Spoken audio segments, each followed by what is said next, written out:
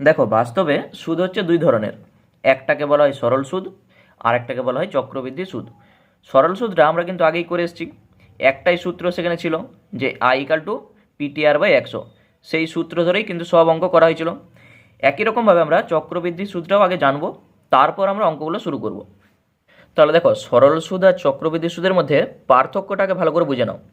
সরল সুদের ক্ষেত্রে আমরা কি বলেছিলাম, যদি 100 টাকা তুমি ব্যাংকে রাখো, ব্যাংক তোমাকে নির্দিষ্ট হারে একটা সুদ দেবে।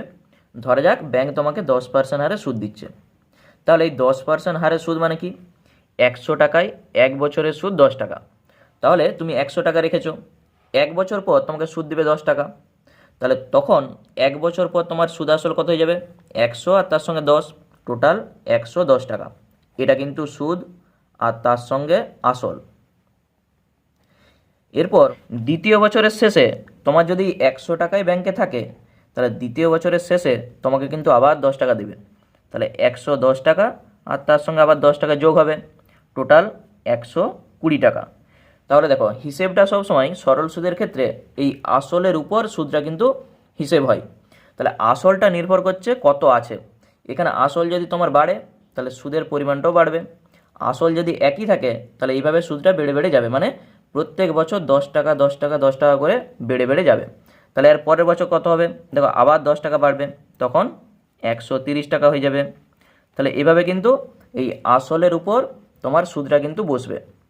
এরপর চক্রবৃদ্ধি সুদের ক্ষেত্রে সেটা কিন্তু আর হবে না। দেখো, যদি চক্রবৃদ্ধি সুদের ক্ষেত্রে আমরা বলতে চাই 100 টাকায় 10% হারে সুদ নিশ্চয়ই 10 টাকা হবে। প্রথম বছরের শেষে তোমার কাছে যেটা হবে সেটা হচ্ছে, এখানেও দেখো 110 হয়েছিল, এখানেও কিন্তু 110 টাকাই হবে। তাহলে প্রথম বছরের শেষে সরল সুদ আর চক্রবৃদ্ধি সুদ দুটাই কিন্তু সমান হয়।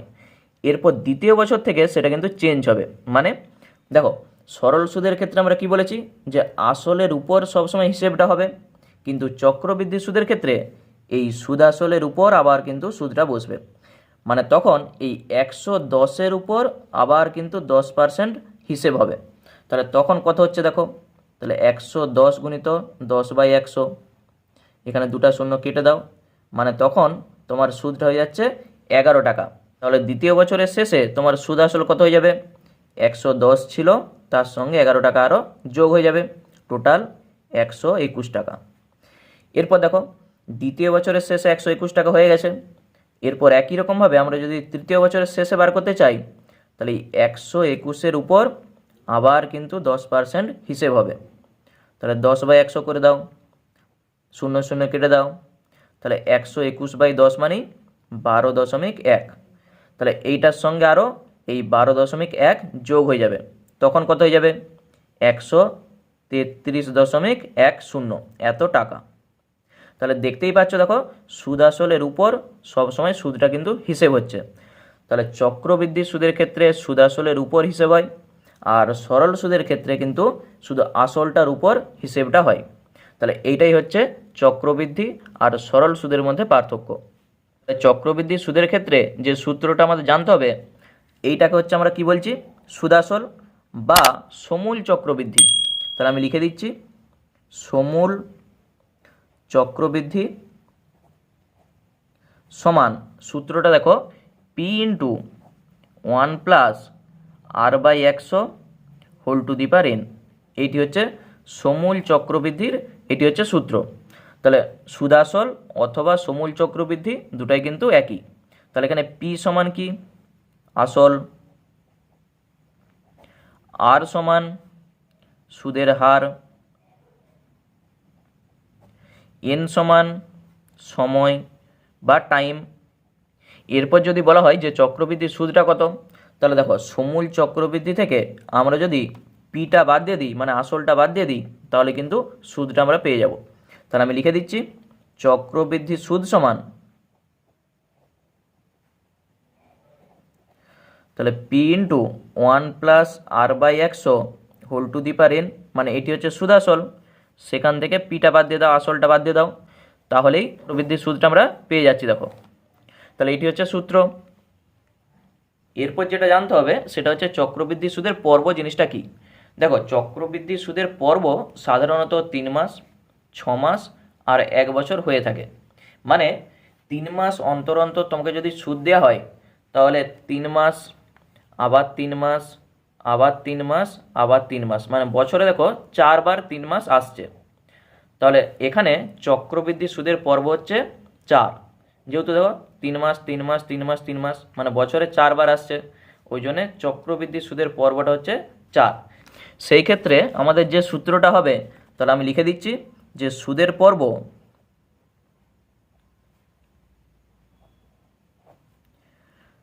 4 হলে n বছরে সমূল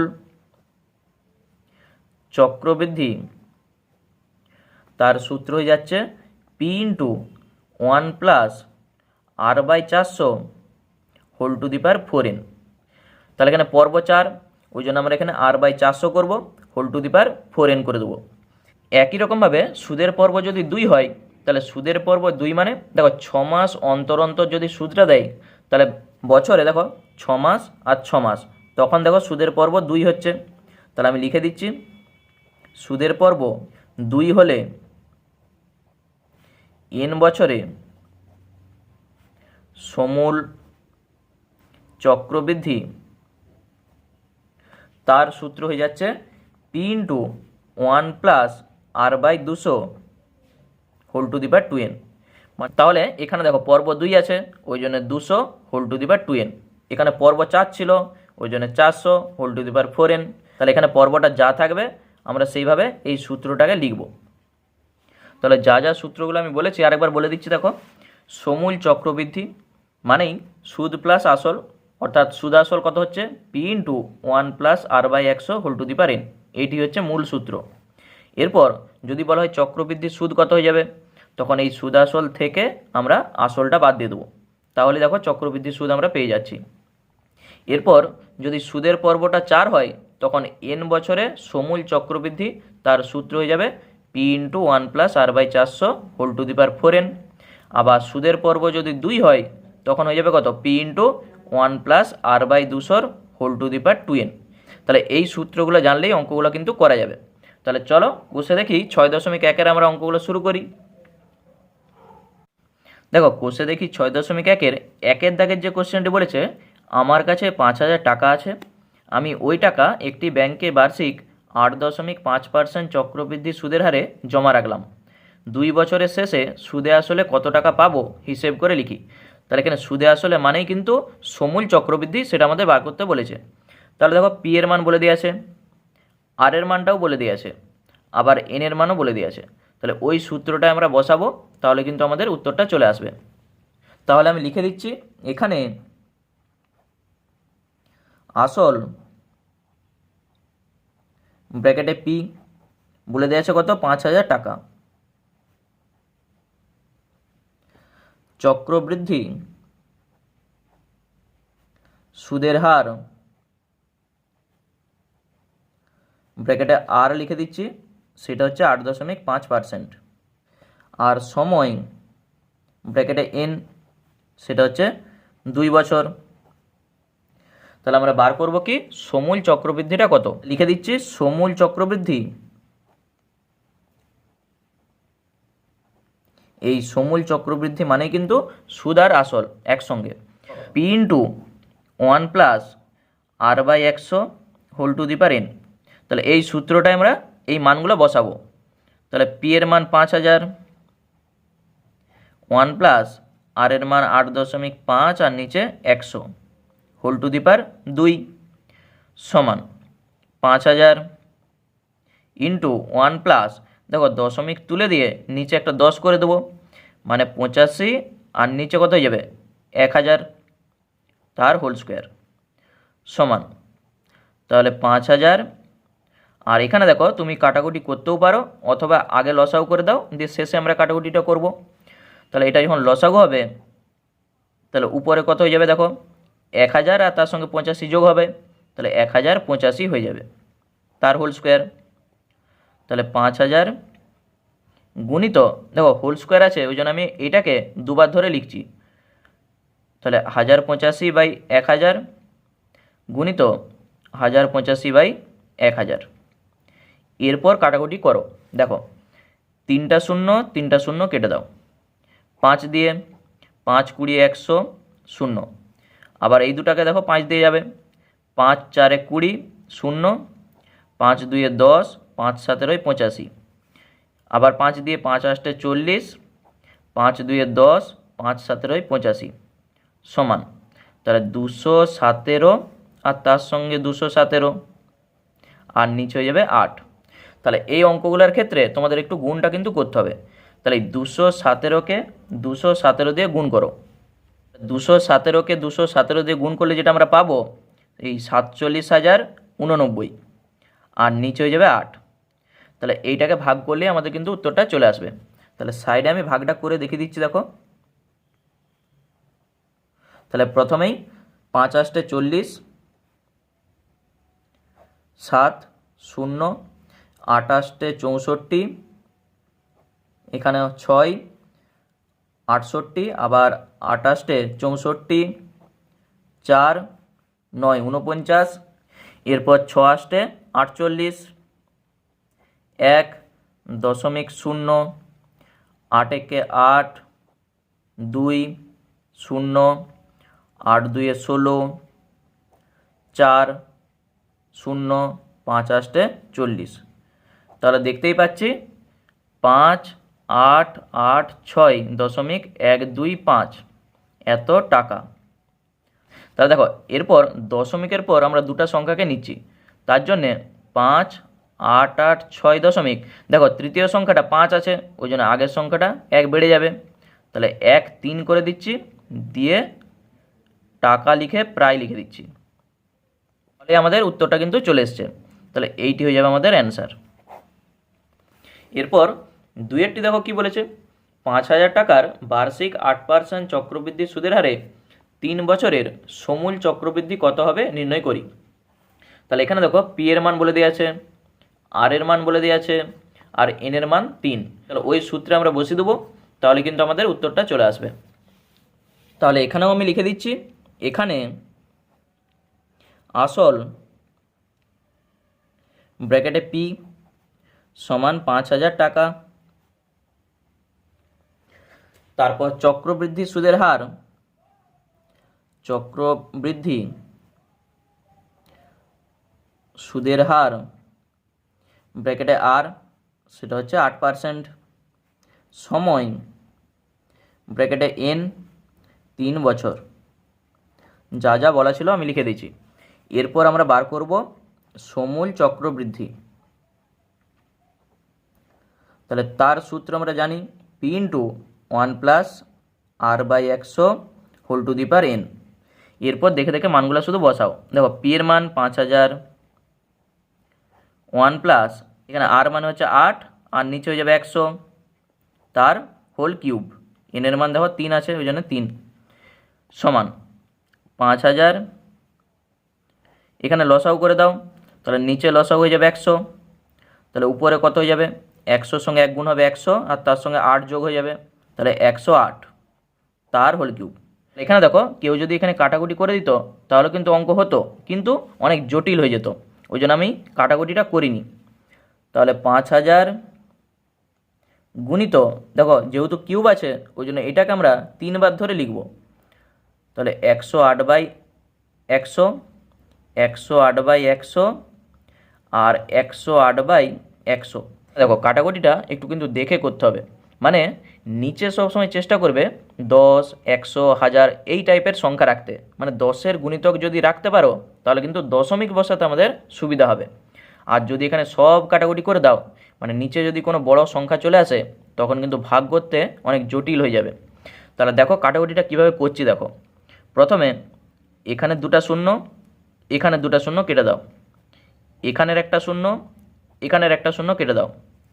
এরপর 5 2 10 করে দাও, আবার 2 দিয়ে এটাকে কাটো, 2 5 10, 2 4 8। দেখো নিচে এই 100 বাদে আর কোনো সংখ্যা নাই, তাহলে আমরা কি করব, এই উপরের সংখ্যাগুলোকে গুণ করব, দিয়ে 2টার পর দশমিক বসিয়ে দেবো, তাহলে কিন্তু আমাদের অনেক সুবিধা হয়ে যাবে। আর এখানে তোমরা যদি 100টাকে আবার কাটাকুটি করতে চাও তাহলে কিন্তু অনেক জটিল হয়ে যাবে। তাহলে আমরা আর কাটছি নি, এই 3টাকে গুণ করব, 2টার পর দশমিক বসিয়ে দেবো, আমাদের অ্যান্সার চলে আসবে। তাহলে 108 গুণ করব, তার সঙ্গে 54 গুণ করব। তাহলে প্রথমে আমরা গুণটা করছি 108-এর সঙ্গে 108, তাহলে 8 8 64, আর এখানে 8 একে 8, আবার এখানে 0 0 0, আর এখানে 108 একে 108, তাহলে 8 0 1, তাহলে 4 6, 8 8 16 6, 1 1, তার সঙ্গে গুণ হবে 54, তাহলে 54 গুণ করো। তাহলে 4 4 16 6, হাতে থাকবে 1, 4 ছক 24, 1 25 5, হাতে থাকবে 2, 4 ছক 24 আর 2 26 6, হাতে থাকবে 2, 4 11 44 আর 2 46, 5 4 20 0, হাতে থাকবে 2, 5 ছক 30 আর 2 32 2, হাতে থাকবে 3, 5 ছক 30 আর 3 33 3, হাতে থাকবে 3, 5 11 55 আর 3 58। তাহলে কত হচ্ছে দেখো, 6 5, 6 2 8, 6 3 9, 8 4 12 2 আর 5 1 6। তাহলে আমরা পাচ্ছি 6 2 9 8 5 6, আর নিচে কত 100, তাহলে 100 মানেই দুটার পর দশমিক বসিয়ে দেবো, তাহলে 6 2 9 8 দশমিক 5 6, এত টাকা। তাহলে দেখো আমাদের ভাগটা করতে অনেক সুবিধা হয়ে গেল। তাহলে এইটি হয়ে যাবে আমাদের অ্যান্সার। এরপর 3-এরটি দেখো কি বলেছে, গৌতমবাবু 2000 টাকা বার্ষিক 6% চক্রবৃদ্ধি সুদের হারে 2 বছরের জন্য ধার নিয়েছেন। 2 বছর পরে তিনি কত টাকা চক্রবৃদ্ধি সুদ দেবেন তা হিসেব করে লিখি। তাহলে এখানে দেখো চক্রবৃদ্ধি সুদটা আমাদের জানতে চাইছে। তাহলে তার জন্য কি করব, সুদ আসল থেকে আমরা যদি এই আসলটা বাদ দিয়ে দিই তাহলে কিন্তু চক্রবৃদ্ধি সুদটা পেয়ে যাব। তাহলে এখানে চক্রবৃদ্ধি সুদ মানে সমূল চক্রবৃদ্ধি থেকে আমরা এই আসলটা মানে পিটা বাদ দিয়ে দেবো, তাহলে আমাদের অ্যান্সারটা চলে আসবে। তাহলে আমি লিখে দিচ্ছি এখানে আসল ব্র্যাকেটে পি সমান 2000 টাকা,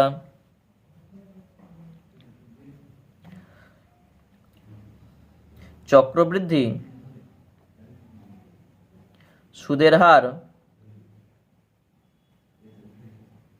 ব্র্যাকেটে আর সেটা সমান 6%, সময় ব্র্যাকেটে এন সেটা হচ্ছে 2 বছর। তাহলে আমরা লিখে দিচ্ছি অতএব চক্রবৃদ্ধি সুদ সমান কত হয়ে যাবে, দেখো সমূল চক্রবৃদ্ধি যা ছিল P into 1 plus R by 100 whole to the power N, সেখান থেকে পিটা বাদ দিয়ে দাও। তাহলে সমূল চক্রবৃদ্ধি থেকে আসলটা বাদ, তাহলেই চক্রবৃদ্ধি সুদটা আমরা পেয়ে যাব। অথবা প্রথমে দেখো সমূল চক্রবৃদ্ধি আগে বার করো, সেখান থেকে শেষে এই 2000 বিয়োগ করে দাও, তাহলেও কিন্তু আমাদের অ্যান্সারটা চলে আসবে। তাহলে আমি মানটা শুধু বসাচ্ছি, দেখো পি এর মান 2000, 1 প্লাস 6/100 তার হোল স্কোয়ার, আর মাইনাস পি এর মান কত 2000 সমান 2000, এখানে কত হয়ে যাচ্ছে দেখো 100-র সঙ্গে 1 গুণ করো 100, তার সঙ্গে 6 যোগ, তাহলে 106/100, মানে আমরা শুধু লসাগুটা করে দিয়েছি, তার হোল স্কোয়ার মাইনাস 2000। এখান থেকে আর এখান থেকে দেখো দুটার থেকেই 2000টা কমন নিয়ে নাও, তাহলে 2000 কমন চলে যাচ্ছে, থাকবে কত 106/100 তার হোল স্কোয়ার মাইনাস 1। এখানে দেখো যদি এখানটায় কেউ কাটাকুটি করে দেয় তাহলে কিন্তু অঙ্কটা অনেক জটিল হয়ে যাবে, মানে ক্যালকুলেশনটা অনেক জটিল হয়ে যাবে। তার জন্য আমরা শেষে কাটাকুটিটা করব। তাহলে 2000 থাকছে, তাহলে এখানটায় দেখো এই যে এ স্কোয়ার মাইনাস বি স্কোয়ারের সূত্রে আমি এখানটায় লিখছি। তাহলে এ স্কোয়ার মাইনাস বি স্কোয়ারের কী সূত্র হয়, তাহলে একবার এ প্লাস বি আর একবার এ মাইনাস বি সমান 2000 গুণিত এটাকে লসাগু করলে কত আসবে, দেখো 101কে 100 তার সঙ্গে 106 যোগ, তাহলে 206/100 গুণিত 106 থেকে 101কে 100 বাদ দিয়ে দাও, তাহলে 6/100। এরপর দেখো কাটাকুটিটা কিভাবে হচ্ছে, প্রথমে দুটা শূন্য কেটে দাও, এখানে একটা শূন্য এখানে একটা শূন্য কেটে দাও। এরপর তোমরা যদি 2কে এই 10 দিয়ে কাটাকুটি করো তাহলে 2 5-এ 10 হবে, তাহলে সেই 5 দেখো উপরে কারোর সঙ্গে আর কাটাকুটি হচ্ছে না, তাহলে তখন কী হয়ে যাবে এটার সঙ্গে এটা গুণ করে 5 দিয়ে ভাগ করতে হবে। তাহলে আমি কি করছি, এই 3টাকে গুণ করে দিয়ে একটার পর দশমিক বসিয়ে দেবো, তাহলে সেটা কিন্তু আরও সহজ হবে। তাহলে তার জন্য দেখো 6 দুগুণে 12, 12-র সঙ্গে 206কে গুণ করে দিচ্ছি। তাহলে সাইডে আমি 206 আর নিচে 12 লিখছি, দিয়ে গুণ করে দিচ্ছি। দেখো তাহলে 6 72-এর 2, হাতে থাকবে 7, 12 শূন্যই 0, 7 বসে গেল, আর 12 দুগুণে 24। তাহলে দেখতেই পাচ্ছি কত হচ্ছে 24, 72, আর একটার উপর দশমিক বসিয়ে দাও। তাহলে দশমিক বসিয়ে দিচ্ছি, আর একটা শেষে 0 দিয়ে দিচ্ছি, মানে দশমিকের পর সবসময় দুটা সংখ্যা রাখবে। তাহলে এত টাকা। তাহলে দেখো আমাদের উত্তরটা একবারে চলে এসছে। তাহলে এইটি হয়ে যাবে আমাদের চক্রবৃদ্ধি সুদ। এরপর 4-এরটি কী বলেছে দেখো, 30,000 টাকার বার্ষিক 9% চক্রবৃদ্ধি সুদের হারে 3 বছরে চক্রবৃদ্ধি সুদ নির্ণয় করি। তাহলে এখানেও একই জিনিস। আমরা কি করব, এখানে দেখো পি এর মান বলে দেওয়া আছে, আর এর মান বলে দেওয়া আছে, আবার এন এর মানটাও বলে দেওয়া আছে। তাহলে চক্রবৃদ্ধি সুদের যা সূত্র হয় সেই সূত্রে আমরা বসিয়ে অঙ্কটা করব। তাহলে আমি লিখে দিচ্ছি এখানে আসল ব্র্যাকেটে পি সমান 30,000 টাকা, চক্রবৃদ্ধি সুদের হার ব্র্যাকেটে আর সেটা সমান 9%, সময় ব্র্যাকেটে এন সেটা হচ্ছে 3 বছর। তাহলে অতএব চক্রবৃদ্ধি সুদ সমান, তাহলে সূত্রটা কি হয়ে যায়, আগে সমূল চক্রবৃদ্ধি মানে P into 1 plus R by 100 whole to the power N, সেখান থেকে আসলটা বাদ মানে পি বাদ। তাহলে এইটি হচ্ছে চক্রবৃদ্ধি সুদের সূত্র। এরপর মানগুলো বসাও। তাহলে পি এর মান 30,000, 1 প্লাস 9/100 তার whole to the power 3 minus 30,000, তাহলে সমান 30,000, আর এখানে দেখো 100 আর 9, 109/100 তার হোল কিউব মাইনাস 30,000। দুটার থেকে 30,000 আমি কমন নিয়ে নিচ্ছি, থাকছে কত 109/100 তার হোল কিউব, আর এখান থেকে -1, এটাকে সেকেন্ড ব্র্যাকেটে রেখে দাও, সমান এখানে 30,000 থাকছে। এরপর দেখো এইখানে কিন্তু দেখো আর এ স্কোয়ার মাইনাস বি স্কোয়ার কিন্তু আসবে না, তার জন্যে এ কিউব মাইনাস বি কিউব আসবে, অথবা এখানে 109কে 3 বার গুণ করো। তাহলে আমি কিন্তু এই 109কে 3 বার গুণ করে এখানে বসাচ্ছি। তাহলে 109কে 3 বার তোমরা কিন্তু সাইডে গুণ করে নেবে। আমি একবারে বসিয়ে দিচ্ছি, দেখো 129 5029, এটা কিন্তু এই 109কে 3 বার গুণ করলে এটা আসবে। আর নিচে 100কে যখন 3 বার গুণ করবে তাহলে একের গায়ে 6টা শূন্য আসবে, -1 সমান, তাহলে 30,000। আর এখানে যখন লসাগু করব নিচে লসাগু আসবে কত, একের গায়ে 6টা শূন্য, আর উপরে কি হয়ে যাবে, এটার থেকে এইটা বিয়োগ হয়ে যাবে। তাহলে 9, 2, এখানে 0, 5, এখানে 9, এখানে 2, আর এটা ব্র্যাকেটটা শেষ করে দাও। এরপর দেখো এখানে কাটাকুটি করো, তাহলে এখানে 4টা শূন্য, এখানে 4টা শূন্য কেটে দাও, কত হয়ে যাচ্ছে, এটার সঙ্গে 3 গুণ করো, দুটার পর দশমিক বসিয়ে দাও। তাহলে এটার সঙ্গে যখন 3 গুণ করব, 3 লং 27 7, হাতে থাকবে 2, 3 দুগুণে 6 আর 2 8, 3 শূন্যই 0, 3 5 15 5, হাতে থাকবে 1, 3 লং 27 আর হাতে রেখে 28 8, হাতে থাকবে 2, 3 দুগুণে 6 আর 2 8, আর নিচে 100। তাহলে দুটার পর দশমিক বসিয়ে দাও, কত হয়ে যাবে 8 8 50.87, এত টাকা। তাহলে এইটি হয়ে যাচ্ছে চক্রবৃদ্ধি সুদ, এইটি হয়ে যাবে অ্যান্সার। এরপর 5-এর দাগেরটি দেখো কী বলেছে, যে বার্ষিক 5% চক্রবৃদ্ধি সুদের হারে 80,000 টাকার 2.12 বছরের সমূল চক্রবৃদ্ধি কত হবে তা হিসেব করে লিখি। তাহলে দেখো এখানে 2 × 1 বলা আছে। তাহলে প্রথমে আমরা যেটা করব, আগে 2 বছরের সমূল চক্রবৃদ্ধি কত হচ্ছে দেখব, তারপর 1/2 সুদটা কত হচ্ছে দেখব। দুটাকে যোগ করে দিলেই আমাদের কিন্তু উত্তরটা চলে আসবে। তাহলে প্রথমে আমি লিখে দিচ্ছি 5% চক্রবৃদ্ধি সুদের হারে 80,000 টাকার 2 বছরের সমূল চক্রবৃদ্ধি। তাহলে তার সূত্র কি হয়ে যায়, P × 1 + R/100 whole to the power n। এখানে P কত, 80,000, তাহলে মানটা শুধু আমি বসাচ্ছি। 1 + 5/100 তার হোল টু দি পাওয়ার কত হয়ে যাবে, যেহেতু 2 বছর বলা আছে ওই জন্য n এর মান 2 সমান। তাহলে 80,000 গুণিত, এখানে দেখো যখন লসাগু করব তাহলে 100 × 100 তার সঙ্গে 5 যোগ, তাহলে 105/100 হয়ে যাবে তার হোল স্কোয়ার। তাহলে 80,000 গুণিত, যেহেতু হোল স্কোয়ার আছে ওই জন্য আমি দুবার ধরে এটাকে লিখব।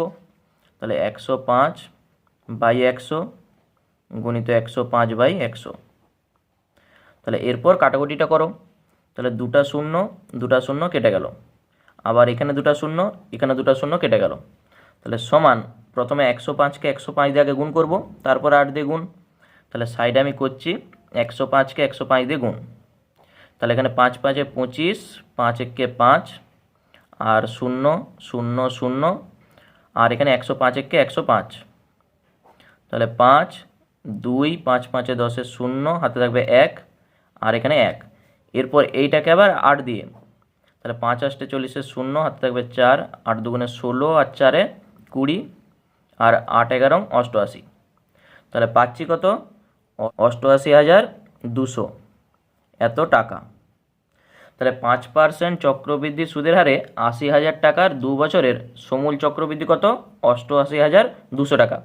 এরপর যেটা আমরা বার করব যে 1/2 বছরের সুদটা কত, তাহলে সেই সুদটা এটার সঙ্গে যোগ করে দেবো। তাহলে মোট আমরা 2 × 1/2 বছরের সমূল চক্রবৃদ্ধি কত সেটা পেয়ে যাব। তাহলে আমি লিখে দিচ্ছি 88,200 টাকার 5% হারে 1/2 বছরের সুদ সমান, তাহলে এইটা হচ্ছে সেই সরল সুদে আমরা যা করে এসেছি, I সমান PTR/100, শুধু মানগুলো বসাও। তাহলে P এর মান এইটা 88,200 গুণিত T এর মান কত, 1/2, R এর মান 5, আর নিচে 100। দেখো 2টা শূন্য 2টা শূন্য কেটে গেল, 2 দিয়ে, 2 × 4 = 8, 2 × 4 = 8, আর 2 × 1 = 2। তাহলে কত হয়ে যাচ্ছে, 5 × 1 = 5, 5 × 4 = 20, 0 হাতে থাকবে 2, 5 × 4 = 20, আর 2 = 22। তাহলে দেখতেই পাচ্ছি 2,205 টাকা। তাহলে অতএব যেটা আমাদের চাইছিল যে 2 × 1/2 বছরে সমূল চক্রবৃদ্ধি কত হবে সেটা আমরা লিখে দিচ্ছি। তাহলে 2 × 1/2 বছরের শেষে সমূল চক্রবৃদ্ধি হবে, তাহলে এখানে হচ্ছিল 88,200, আর তার সঙ্গে যোগ হয়ে যাবে এইটা, তাহলে এত টাকা। তাহলে যোগ করে দাও। তাহলে এখানে দেখো 5, এখানে 0, 2 × 2 = 4, 8 × 2 = 10, 0 হাতে থাকবে 1, 8 × 1 = 9। তাহলে 90,405 টাকা। তাহলে এইটি হয়ে যাবে আমাদের অ্যান্সার। তাহলে যখন এরকম পূর্ণ থাকবে তখনই তোমরা আগে কি করবে, যেমন এখানে 2 × 1/2 ছিল ওই জন্য আমরা আগে 2 বছরে বার করেছি, তারপরে 1/2 বছরে বার করেছি। যদি 3 × 1/2 থাকতো তাহলে প্রথমে 3 বছর, তারপরে আবার 1/2 বছরের বার করতে হতো। তাহলে এইভাবে যখন পূর্ণ থাকবে এইভাবে কিন্তু বার করতে হবে। তাহলে আমাদের অ্যান্সারটা হয়ে গেল এই 90,405 টাকা।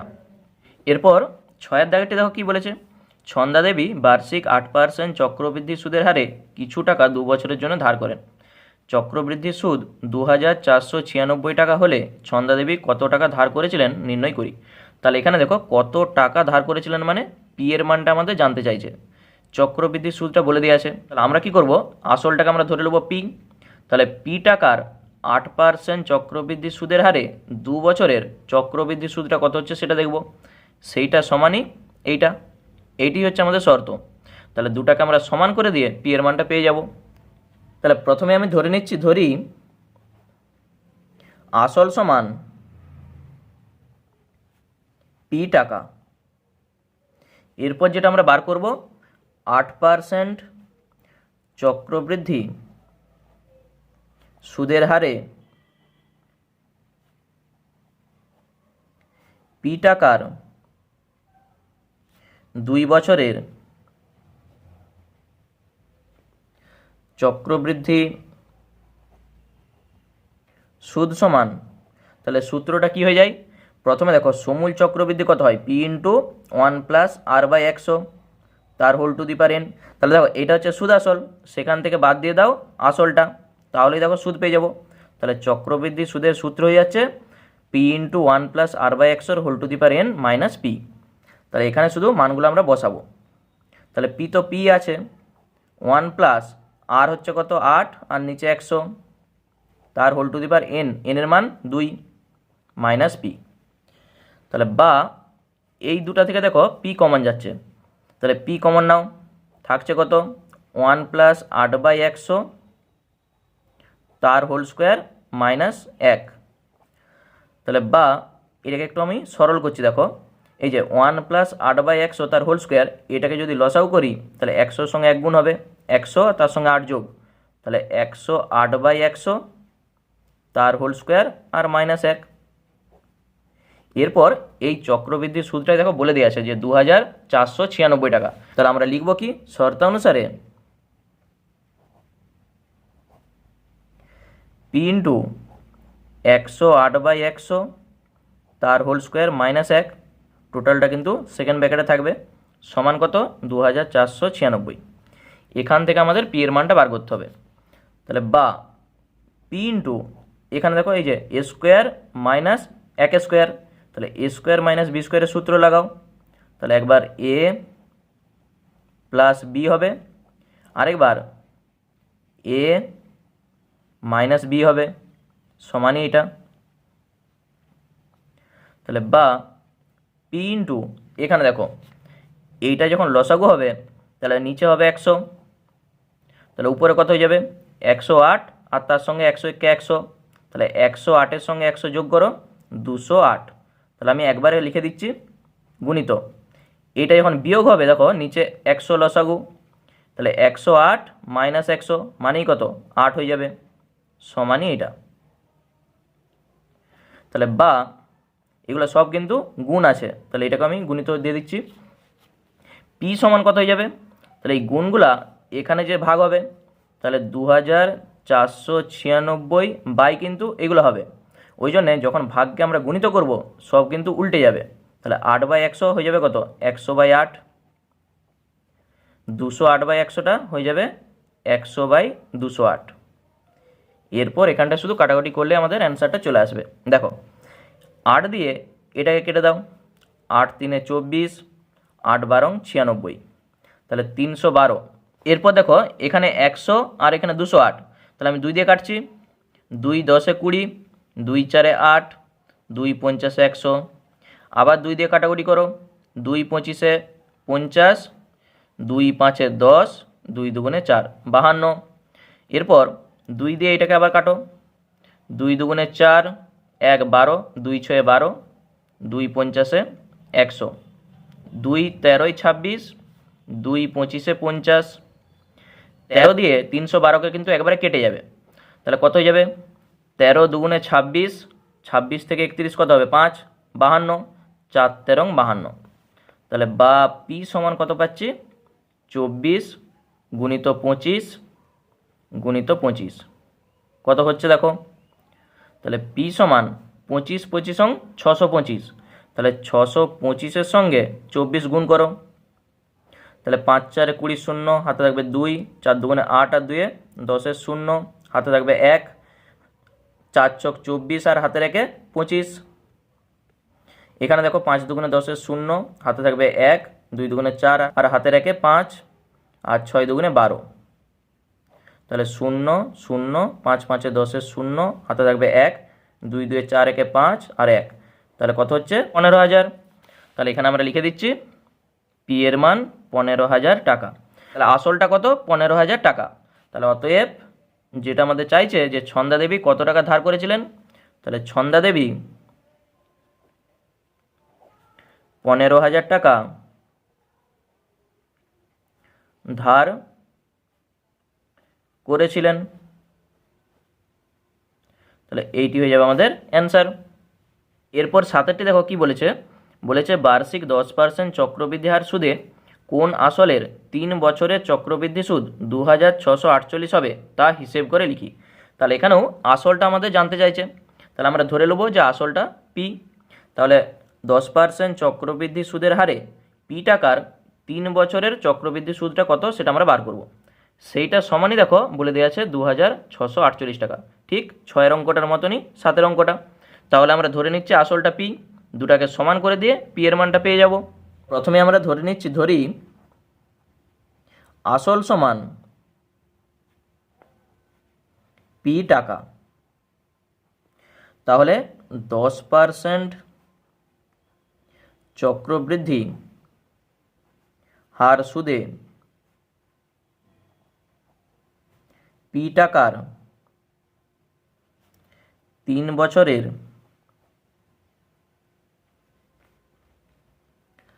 চক্রবৃদ্ধি সুদ কত হয়ে যাবে, তাহলে P into 1 plus R by 100 তার whole to the power N minus P হয়ে যাবে। তাহলে এইটি হচ্ছে চক্রবৃদ্ধি সুদের সূত্র। তাহলে মানটা বসাও, তাহলে পি ইন্টু পি এর মান তো পি, 1 প্লাস আর কত 10 আর নিচে হয়ে যাবে 100 তার whole to the power N এর মান কত 3 মাইনাস পি। তাহলে এইটাকে দেখো আমি কাটাকুটি করে একটু ছোট করে নিচ্ছি, এই শূন্য কেটে দাও।